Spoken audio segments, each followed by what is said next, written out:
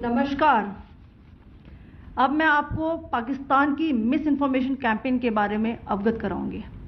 पहला, पाकिस्तान ने यह क्लेम किया कि उसने अपने JF-17 से हमारे S-400 व ब्रह्मोस मिसाइल बेस को नुकसान पहुंचाया, जो कि बिल्कुल गलत है।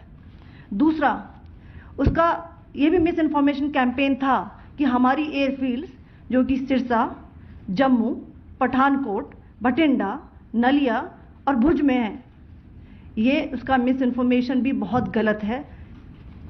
तीसरा, पाकिस्तान के मिस इन्फॉर्मेशन कैंपेन के मुताबिक हमारे एम्यूनिशन डम्प्स जो चंडीगढ़ और बियास में है उसका डैमेज हुआ, यह भी बिल्कुल गलत है। हमने आपको मॉर्निंग ब्रीफिंग में बताया था विथ फैक्ट्स एंड फिगर के साथ कि ये सारी चीज़ें बिल्कुल सही सलामत हैं।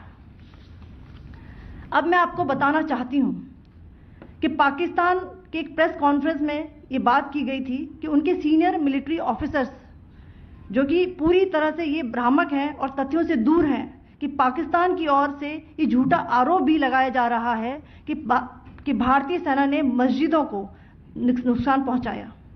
मैं इससे बिल्कुल स्पष्ट करना चाहती हूं कि India is a secular nation और हमारी सेना भारत के कॉन्स्टिट्यूशनल वैल्यूज की एक बहुत प्यारी झलक है।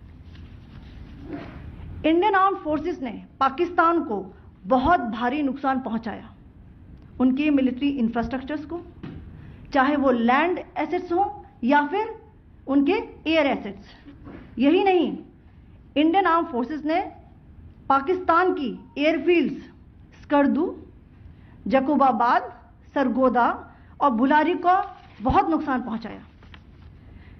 इसके अलावा पाकिस्तान के air defence system, radar system, उनको भी एयर स्पेस में अनटेनेबल किया।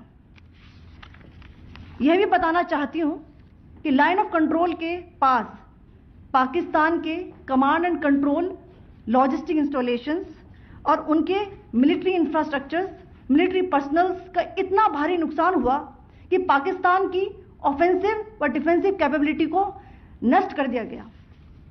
अंत में मैं फिर से ये बात दोहराना चाहूंगी, इंडियन आर्म फोर्सेस पूरी तरह से तैयार है, सतर्क है और भारत की संप्रभुता और अखंडता की रक्षा के लिए पूरी तरह से कमिटेड है। धन्यवाद। जय हिंद।